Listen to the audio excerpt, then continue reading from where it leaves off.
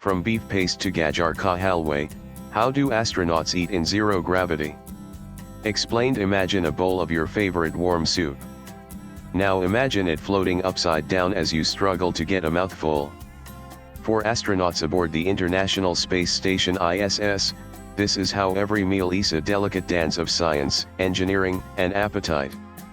From vacuum-sealed tacos to ready-dried scrambled eggs, eating in space is less about fine dining and more about surviving in zero gravity without letting your lunch float away. But how exactly do astronauts fill their stomachs hundreds of kilometers above Earth? Let's start with the history of eating in space. Feasting in zero gravity. According to NASA, on April 12, 1961, Soviet cosmonaut Yuri Gagarin also became the first person to eat in space, squeezing beef and liver paste from an aluminum tube into his mouth. For dessert he had a chocolate sauce, eating it using the same method. Astronaut John H. Glenn became the first American to eat in space as he relished apple sauce from a toothpaste-like tube. His fellow Mercury astronauts on slightly longer missions consumed other food items also from tubes. Freeze-dried foods first made their way into space during NASA's Gemini program, designed to sustain astronauts on missions lasting up to 2 weeks. To eat, crew members would inject water from the spacecraft's supply into the food packets to rehydrate them. By the time of the Apollo missions to the Moon, the menu had expanded to around 70 items, ranging from main courses to condiments and drinks, all still freeze-dried and sealed in pre-packaged containers. As the Apollo program progressed, enhancements were introduced, such as the option to use hot water for rehydration and food pouches that allowed astronauts to eat with a spoon, making meals slightly more familiar. While sandwiches were tested, they quickly proved problematic. The bread spoiled easily and crumbs floated freely in the cabin, posing risks to equipment and even the astronauts' eyes and lungs. With Skylab, America's first space station, the variety of food didn't grow significantly, but preservation methods improved thanks to the addition of a freezer.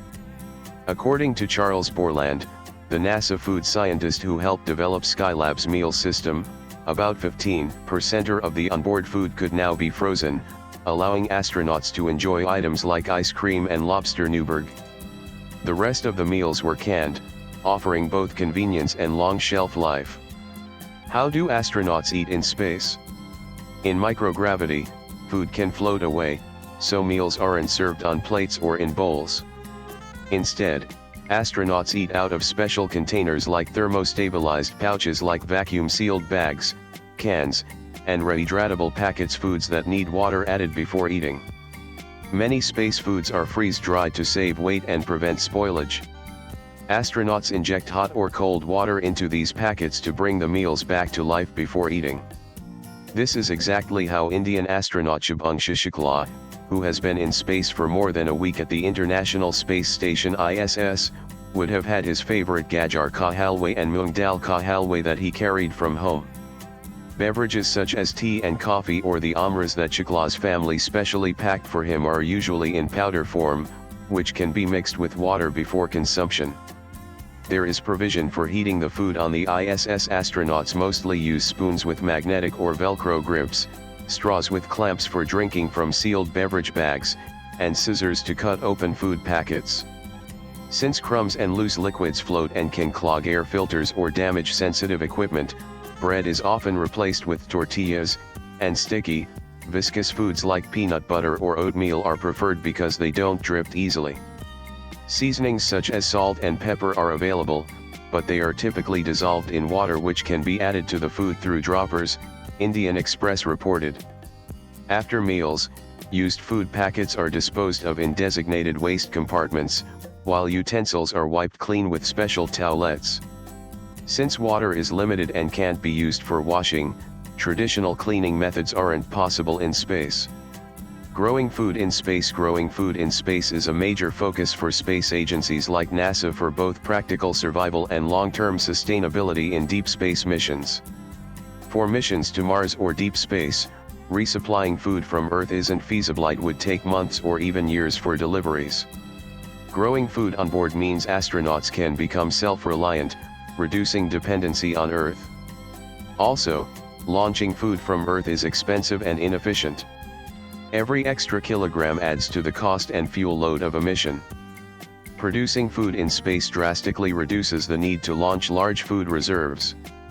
Plants don't just provide food, they also release oxygen through photosynthesis, absorb carbon dioxide, and help recycle water in closed-loop systems. This supports the entire life support system and creates a more sustainable habitat.